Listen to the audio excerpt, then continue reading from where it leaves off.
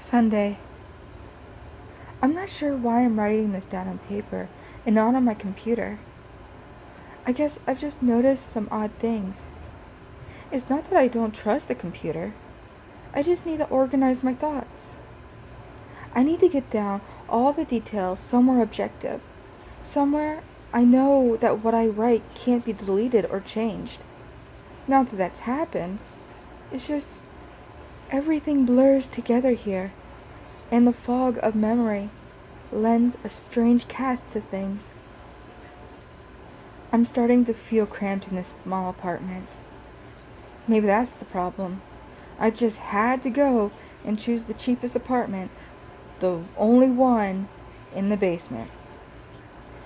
The lack of windows down here makes day and night seem to slip by seamlessly. I haven't been out in a few days because I've been working on this programming project so intensively. I suppose I just wanted to get it done. Hours of sitting and staring at the monitor can make anyone feel strange. I know, but I don't think that's it. I'm not sure when I first started to feel like something was odd. I can't even define what it is. Maybe I just haven't talked to anyone in a while. That's the first thing that crept on me. Everyone I normally talk to online while I program has been idle, or they've simply not logged on at all. My instant messages go unanswered. The last email I got from anybody was a friend saying he'd talk to me when he got back from work. But that was yesterday. I'd call on my cell phone, but reception's terrible down here. Yeah, that's it. I just need to call someone. I'm going to go outside. Well, that didn't work so well. As the tingle of fear fades, I'm feeling a little ridiculous for being scared at all. I looked in the mirror before I went out, but I didn't shave the 2-day stubble I've grown. I figured I was just gonna go out for a quick cell phone call, and I did change my shirt though, because it was lunchtime, and I guessed that I'd run into someone into at least one person I knew. That didn't end up happening. I wish it did. When I went out, I opened the door to my small apartment slowly. A small feeling of apprehension had somehow already lodged itself in me for some indefinable reason. I chalked it up to having not spoken to anyone but myself for a few days. I peered down the dingy gray hallway, made dingier by the fact that it was a basement hallway. On one end, a large metal door led to the building's furnace room. It was locked, of course, although 2 dreary soda machines stood by it. I bought a soda from one the first day I moved in, but it had a 2-year-old expiration date. I'm fairly sure nobody knows these machines are even down here, or my cheap landlady just doesn't care to get them restocked. I closed my door softly and walked the other direction, taking care not to make a sound.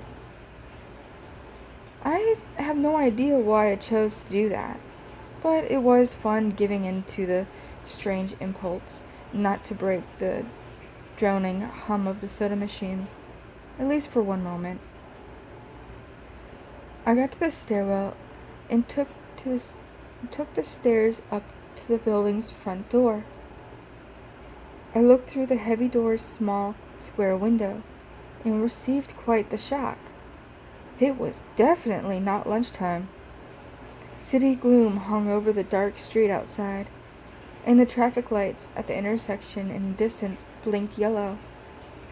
Dim clouds, purple and black from the glow of the city, hung overhead. Nothing moved, save the few sidewalk trees that shifted in the wind. I remember shivering though I wasn't cold. Maybe it was the wind outside. I could vaguely hear it through the heavy metal door, and I knew it was that unique kind of late night wind, the kind that was constant, cold and quiet, save for the rhythmic music it made as it passed through countless unseen tree leaves. I decided not to go outside. Instead, I lifted my cell phone to the door's little window and checked the signal meter. The bars filled up the meter and I smiled. Time to hear someone else's voice, I remember thinking, relieved. It was such a strange thing to be afraid of nothing. I shook my head, laughing at myself silently. I hit the speed dial for my best friend Amy's number and held the phone up to my ear.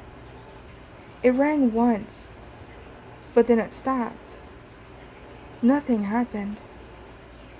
I listened to the silence for a good 20 seconds, then hung up. I frowned and looked at the signal meter again, still full. I went to dial her number again, but then my phone rang in my hand, startling me. And I put it up to my ear. "Hello?" I asked, immediately fighting down a small shock at hearing the first spoken voice in days, even if it was my own.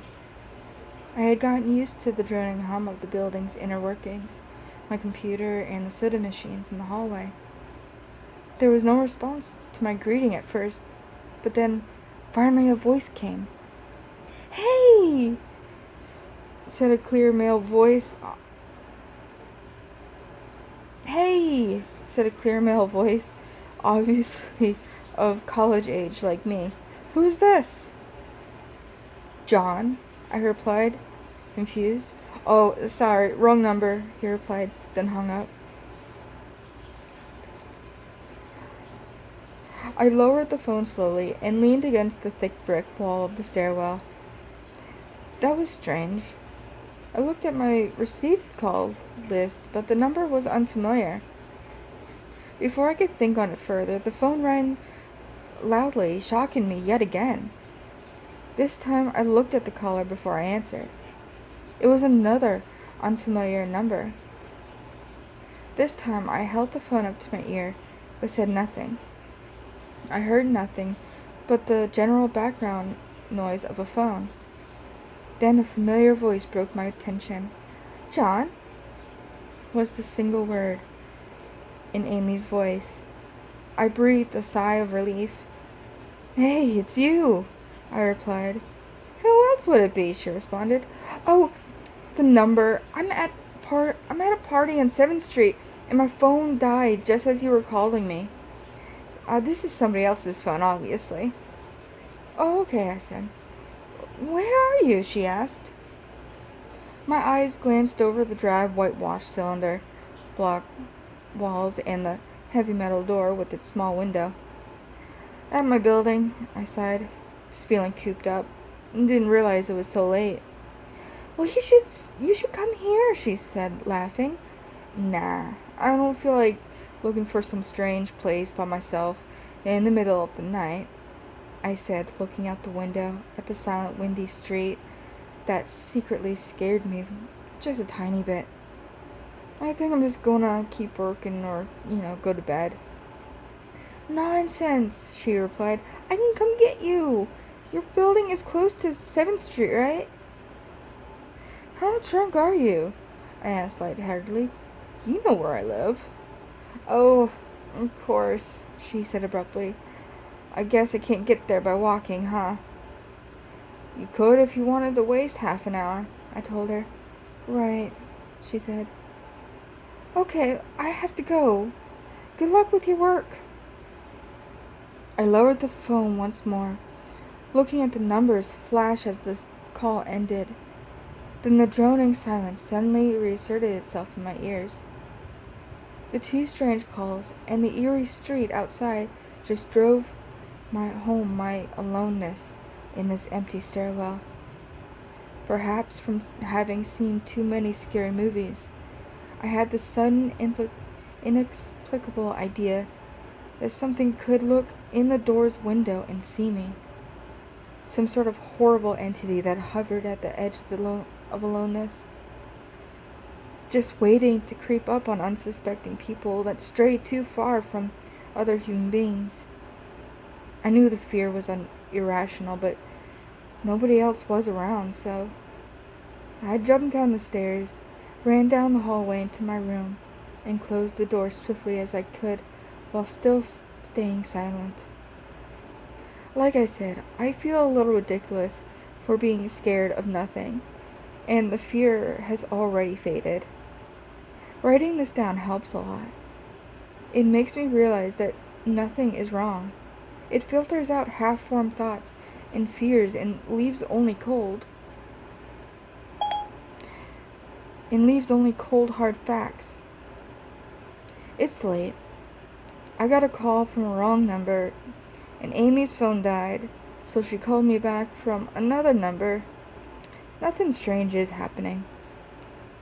Still, there was something a little off about that conversation. I know it could have just been the alcohol she'd had. Or was it even her that seemed off to me? Or was it? Yes, that was it. I didn't realize it until this moment, writing these things down. I knew writing things would help. She said she was at a party, but I only heard silence in the background. Of course, that doesn't mean anything in particular, as she could have just gone outside to make the call. No, that couldn't be it either. I didn't even hear the wind. I need to see if the wind is still blowing. Monday. I forgot to finish writing last night. I'm not sure what I expected to see when I ran up the stairwell and looked out the heavy metal door's window. I'm feeling ridiculous. Last night's fear seems hazy and unreasonable to me now. I can't wait to go out into the sunlight. I'm going to check my email, shave, shower, and finally get out of here. Wait, I think I heard something. It was thunder. That whole sunlight and fresh air thing didn't happen.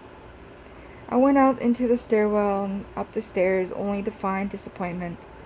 The heavy metal door's little window showed only flowing water as torrential rain slammed against it. Only a very dim, gloomy light filtered in through the rain. But at least I knew that it was daytime, even if it was gray, sickly, and wet. I tried looking out the window and waiting for lightning to illuminate the gloom. But the rain was too heavy, and I couldn't make out anything more than vague, weird shapes moving at odd angles in the waves washing down the window. Disappointed, I turned around, but I didn't want to go back to my room. Instead, I wandered further up the stairs past the first floor and the second. The stairs ended at the third floor, the highest floor in the building. I looked through the glass that ran up the outer wall of the stairwell, but it was all warped, thick kind that scatters the light. Not that there was much to see through the rain to begin with. I opened the stairwell door and wandered down the hallway. The 10 or so thick wooden doors, painted blue a long time ago, were all closed. I listened as I walked, but it was the middle of the day, so I wasn't surprised that I heard nothing but rain outside. As I stood there in the dim hallway, listening to the rain, I had the strange fleeting impression that the doors were standing like silent granite monoliths, erected by some ancient, forgotten civilization for some unfathomable guardian purpose. Lightning flashed, and I could have sworn that just for a moment the old grainy blue wood just looked like rough stone. I laughed at myself for letting my imagination get the best of me. But then it occurred to me that the dim gloom and lightning must mean there was a window somewhere in the hallway. A vague memory surfaced, and I suddenly recalled that the third floor had an alcove and an inset window halfway down the floor's hallway. Excited to look out into the rain and possibly see another human being, I quickly walked over to the alcove, finding the large thin glass window. The rain washed down it, as with the front door's window, but I could open this one. I reached a hand out to slide it open, but hesitated. I had the strangest feeling that if I opened the window, I would see something absolutely horrifying on the other end.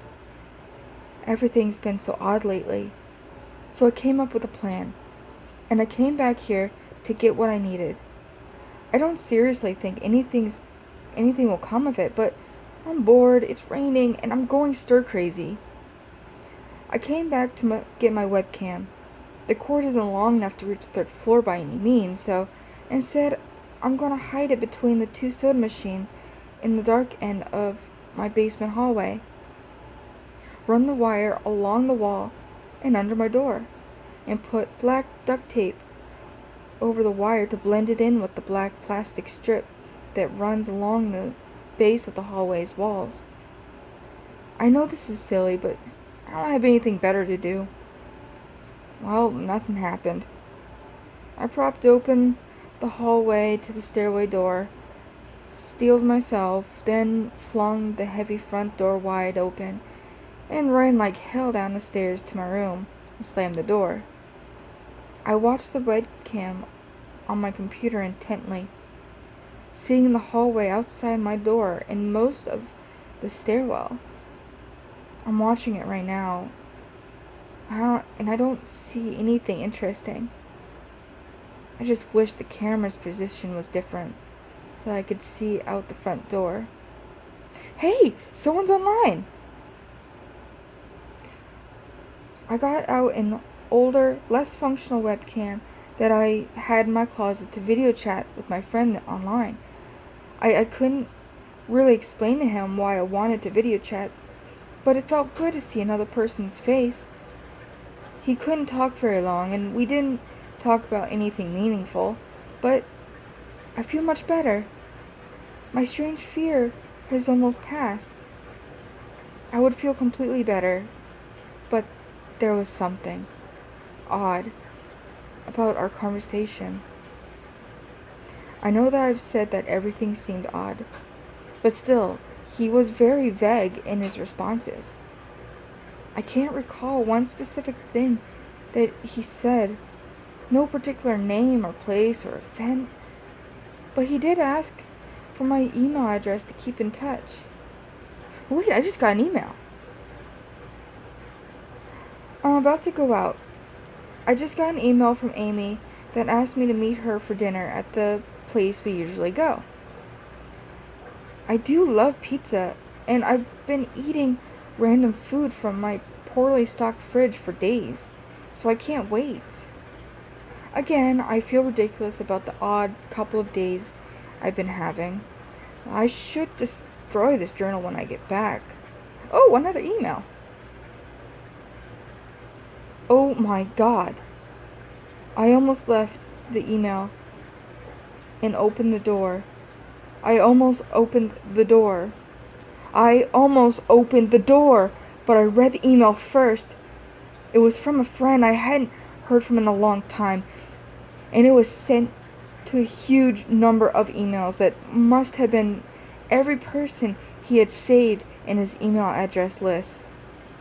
It had no subject, and it said simply, "Seen with your own eyes. Don't trust them. They..." What the hell is that supposed to mean? The words shock me, and I keep going over and over them. Is it a desperate email sent just as something happened? The words are obviously cut off without finishing. On any other day, I would have dismissed this as spam from a computer virus or something, but the words, "Seen with your own eyes." I can't help but read over this journal and think back on the last few days and realize that I have not seen another person with my own eyes or talked to another person face to face. The webcam conversation with my friend was so strange, so vague, so eerie. Now that I think about it, was it eerie? Or is the fear clouding my memory? My mind toys with the progression of events I've written here, pointing out that I have not been presented with one single fact that I did not specifically give out unsuspectingly. The random wrong number that got my name and the subsequent strange return call from Amy. The friend that asked me for my email address. I messaged him first when I saw him online, and then I got my first email in a few minutes after the conversation. Oh my God, that phone call with Amy. I said over the phone, I said that I was within half an hour's walk of 7th Street. They know I'm near there. What if they're trying to find me? Where is everyone else? Why haven't I seen or heard anyone else in days? No.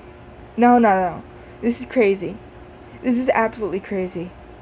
I need to calm down. This madness needs to end. I don't know what to think. I ran about my apartment furiously, holding my cell phone up to every corner to see if I can get signal through the heavy walls. Finally, in the tiny bathroom, near one ceiling corner, I got a single bar. Holding my phone there, I sent a message to every number in my list.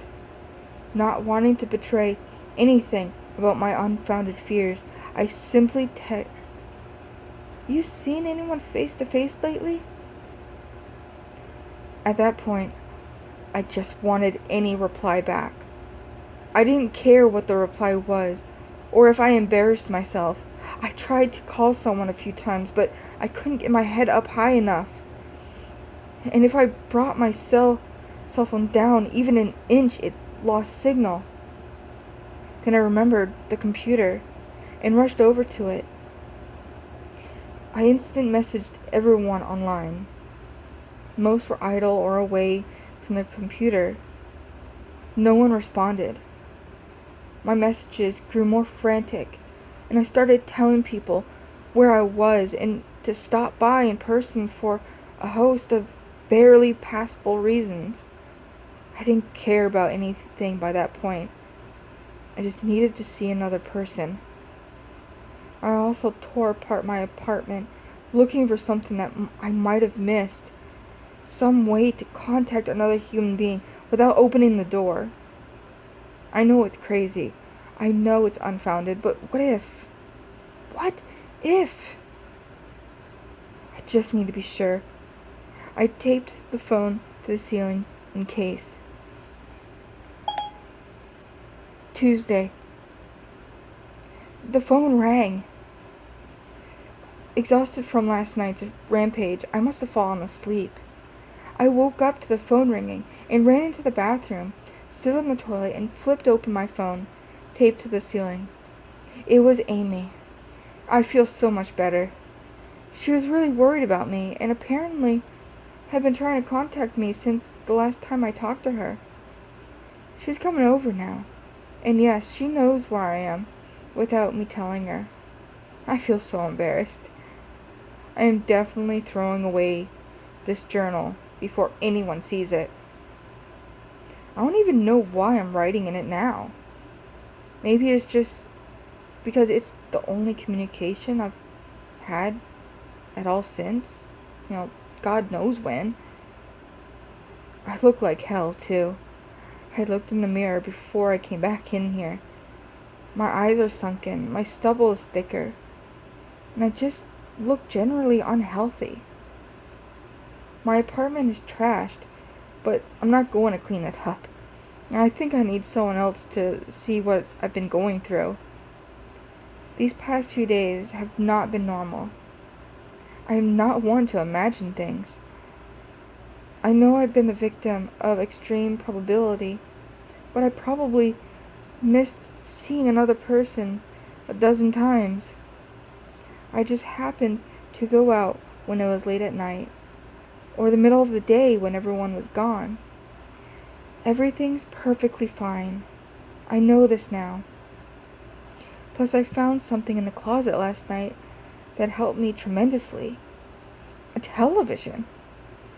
I set it up just before I wrote this, and it's on in the background. Television has always been an escape for me, and it reminds me that there's a world beyond these dingy brick walls. I'm glad Amy's the only one that responded to me after last night's frantic pestering of everyone I could contact. She's been my best friend for years. She doesn't know it, but I count the day when I met her among one of the few moments of true happiness in my life.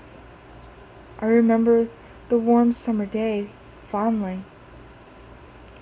It seems a different reality from this dark, rainy, lonely place. I feel like I spent days sitting in that playground, much too old to play, just talking with her and hanging around, doing nothing at all. I still feel like I can go back to that moment sometimes, and it reminds me that this damn place, is not all there is. Finally, a knock on the door. I thought it was odd that I couldn't see her through the camera I hid between the two soda machines. I figured that it was bad positioning, like when I couldn't see the front door. I should have known. After the knock, I yelled through the door jokingly that I had a camera between the soda machines because I was embarrassed myself that I had taken this paranoia so far. But after I did that, I saw her image walk over to the camera, look down at it, and smile and wave. "Hey," she said to the camera brightly, giving it a wry look. "It's weird, I know," I said into the mic attached to my computer. "I've had a weird few days." "Must have," she replied. "Open the door, John." I hesitated. How could I be sure? "Hey, humor me a second here," I told her through the mic. "Tell me one thing about us.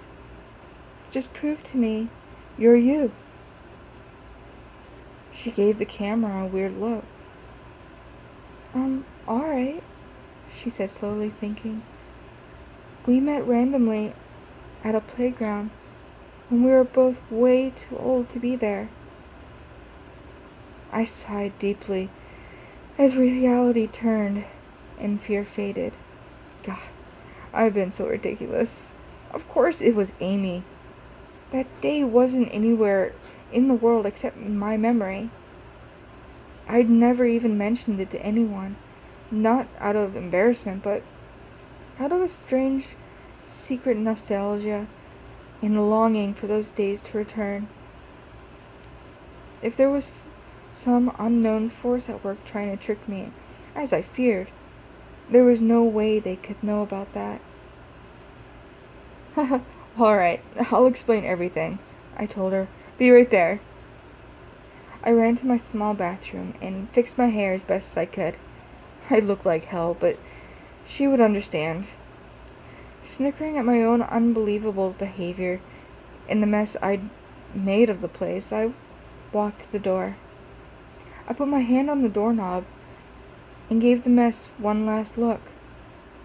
So ridiculous, I thought. My eyes traced over the half-eaten food lying on the ground, the overflowing trash bin, and the bed I'd tipped to the side looking for God knows what. I almost turned to the door and opened it, but my eyes fell on one last thing. The old webcam. The one I used for that eerily vacant chat with my friend. Its silent back sphere lay haphazardly tossed to the side, its lens pointed at the table where this journal lay. An overwhelming terror took me as I realized that if something could see through that camera, it would have seen what I just wrote about that day. I asked her for any one thing about us, and she chose the only thing in the world I thought they, or it, did not know. But it did. It did know. It could have been watching me the whole time. I didn't open the door. I screamed. I screamed in an uncontrollable terror. I stomped on the old webcam on the floor, and the door shook. The doorknob tried to turn, but I didn't hear Amy's voice through the door. Was the basement door made to keep out drafts too thick, or was Amy not outside? What could have been trying to get in if not her? What the hell is out there? I saw her. I saw her on my computer through the camera outside. I heard her on the speakers through the camera outside. But what is real? How can I know? She's gone now, I screamed. I shouted for help. I piled up everything in my apartment against the front door. Friday. At least I think it's Friday. I broke everything electronic. I smashed my computer to pieces. Every single thing on there could have been accessed by network access, or worse, altered. I'm a programmer, I know. Every little piece of information I gave out since this started. My name, my email, my location. None of it came back from outside until I gave it out. I've been going over and over what I wrote. I've been pacing back and forth, alternating between stark terror and overpowering disbelief. Sometimes I'm absolutely certain some phantom entity is dead set on the simple goal of getting me to go outside. Back to the beginning, with the phone call from Amy. She was effectively asking me to open the door and go outside. I kept running through it in my head. One point of view says I've acted like a madman, and all of this is the extreme convergence of probability. Never going outside at the right times by pure luck. Never seeing another person by pure chance. Getting a random nonsense email from some computer virus at just the right time. The other point of view says that extreme convergence is probably is the reason that whatever's out there hasn't gotten me already. I keep thinking I never opened the window on the 3rd floor. I never opened the door on the front until that incredibly stupid stunt with the hidden camera, after which I ran straight to my room and slammed the door. I haven't opened my own solid door since I flung open the front door of the building. Whatever's out there, if anything's out there, never made an appearance in the building before I opened the front door. Maybe the reason it wasn't in the building already was that it was elsewhere, getting everyone else. And then it waited until I betrayed my existence by trying to call Amy. A call which didn't work, until she called me and asked me my name. Terror literally overwhelms me every time I try to fit the pieces of this nightmare together. That email, short, cut off. Was it from someone trying to get the word out? Was some friendly voice desperately trying to warn me before it came?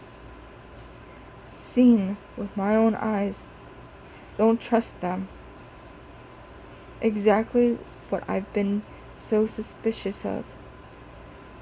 I could have masterful control of all things electronic, practicing its insidious deception to trick me into coming outside. Why can't I get in? Why can't it get in?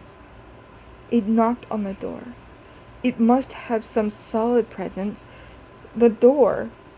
The image of those doors in the upper hallway as guardian monolith flashes back into my mind every time I trace this path of thought. If there is some phantom entity trying to get me to go outside, maybe it can't get through doors.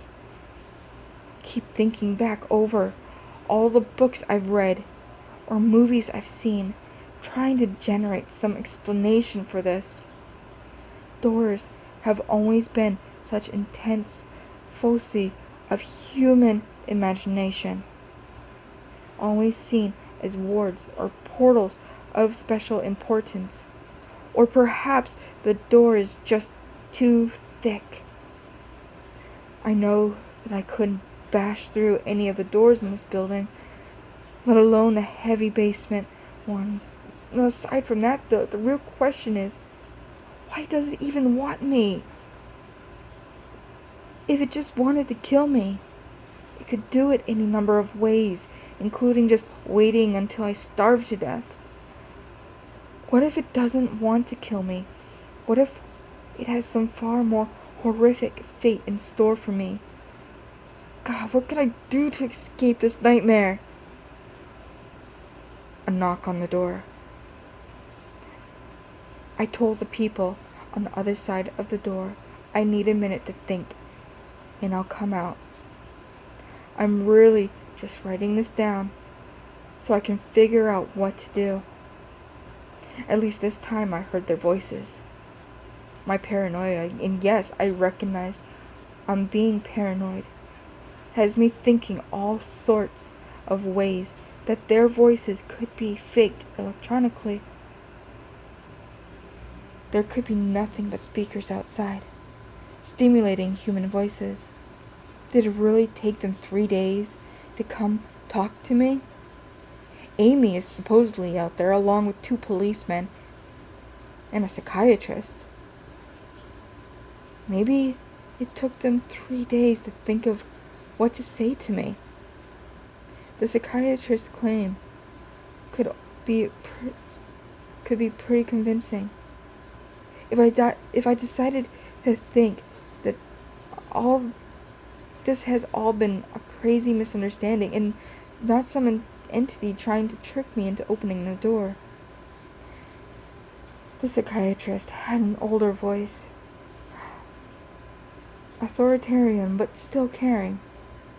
I liked it. I'm desperate just to see someone with my own eyes. He said I have something called psychosis, and I'm just one of a nationwide epidemic of thousands of people having breakdowns triggered by a suggestive email that got through somehow.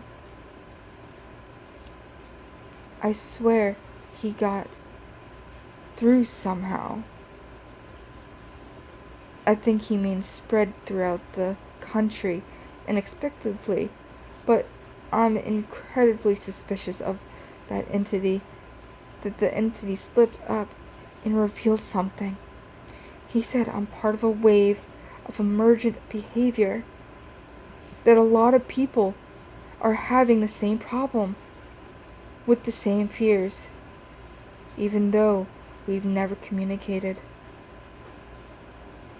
That neatly explains the strange email about eyes that I got. I didn't get the original triggering email. I got a descendant of it. My friend could have broken down too and tried to warn everyone he knew against his paranoid fears. That's how the problem spreads.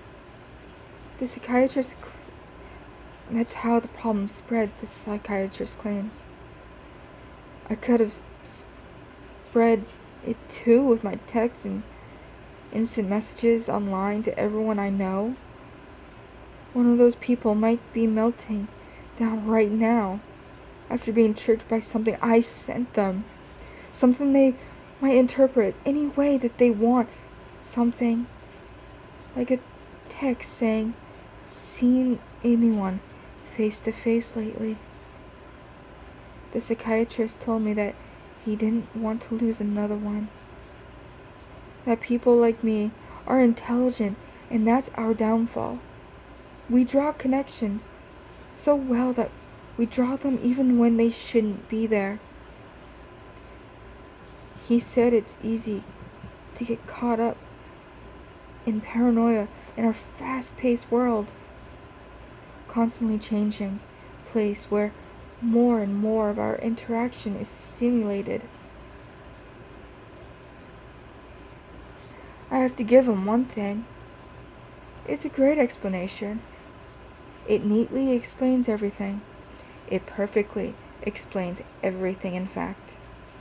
I have every reason to shake off this nightmarish fear that something, or conscientiousness, or being out there wants me to open the door so it can capture me for some horrible fate worse than death.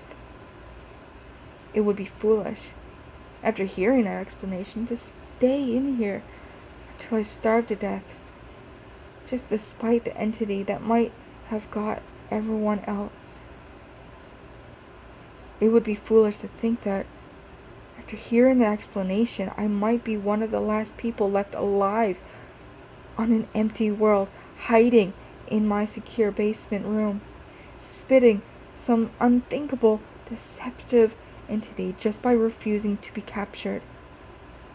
It's a perfect explanation for every single strange thing I've seen or heard, and I have every reason in the world to let all my fears go and open the door.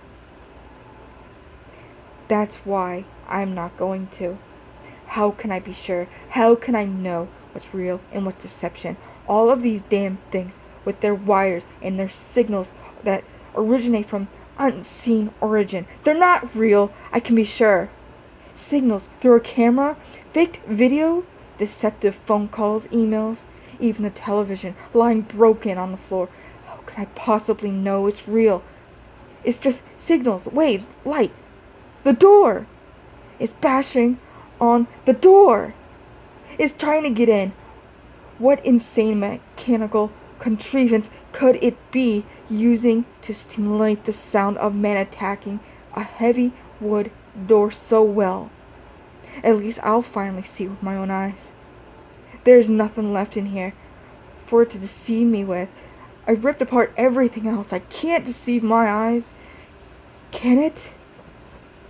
Seen with your own eyes. Don't trust them, they. Wait. Was that desperate message trying to trust my eyes, or warning me about my eyes too? Oh my God, what is the difference between a camera and my eyes? They both turn light into electronic signals. They're the same. I can't be deceived. I have to be sure. I have to be sure.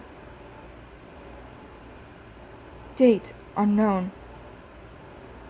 I calmly asked for paper and a pen, day in and day out, until it finally gave them to me.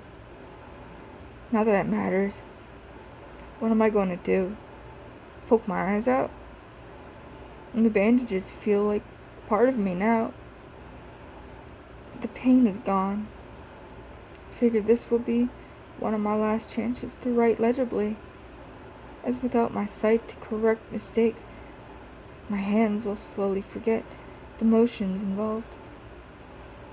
This is a sort of self-indulgence, this writing. It's a relic of another time, because I'm certain everyone left in the world is dead, or something far worse.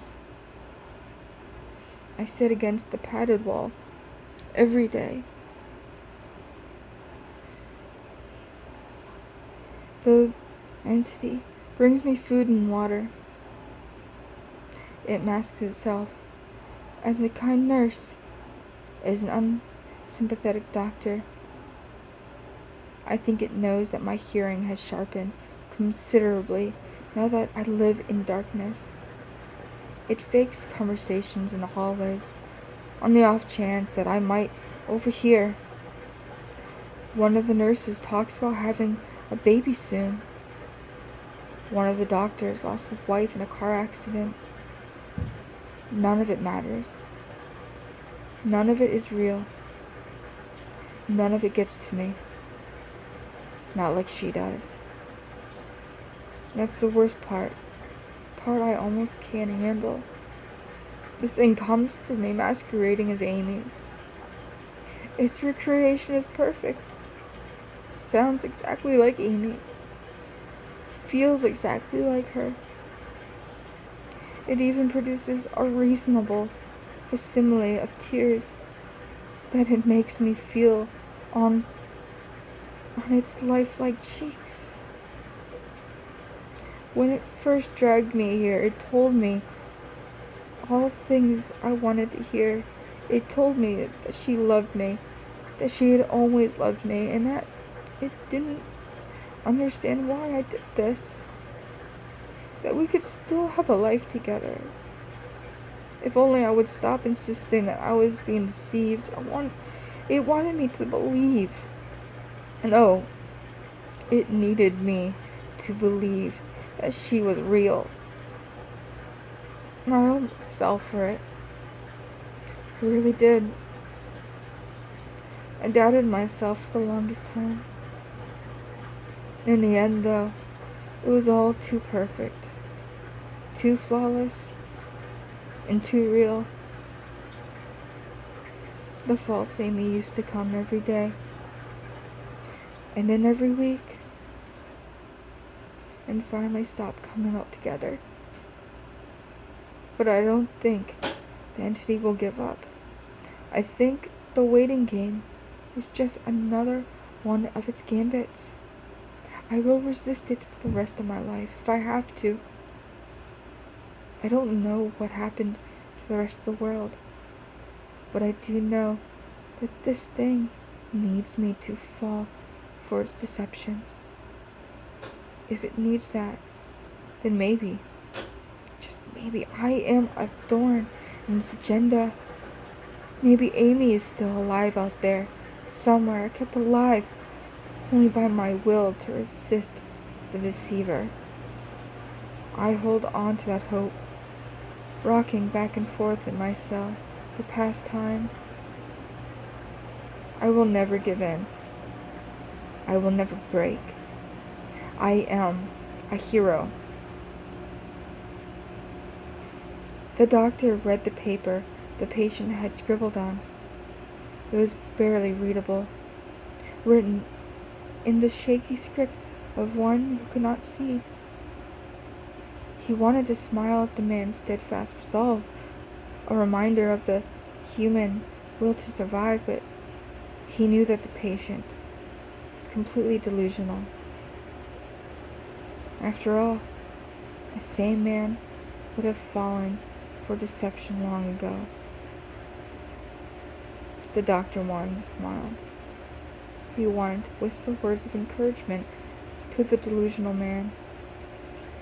He wanted to scream, but the nerve filaments wrapped around his head and into his eyes made him do otherwise.